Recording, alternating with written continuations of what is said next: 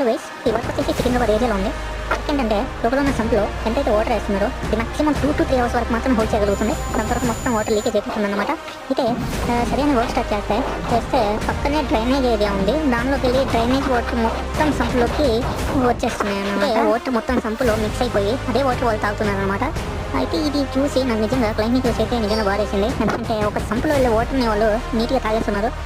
ఈ ప్రాబ్లం ఏంటో వాళ్ళకి తెలియలేదు. వాటర్ లీకేజ్ అయిపోయిన తర్వాత వాళ్ళకి ప్రాబ్లం ఏంటో వస్తున్నాయి. తర్వాత వచ్చేసి మనల్ని అప్రోచ్ చేయడం, మన వర్క్స్ ఏం చేస్తాం.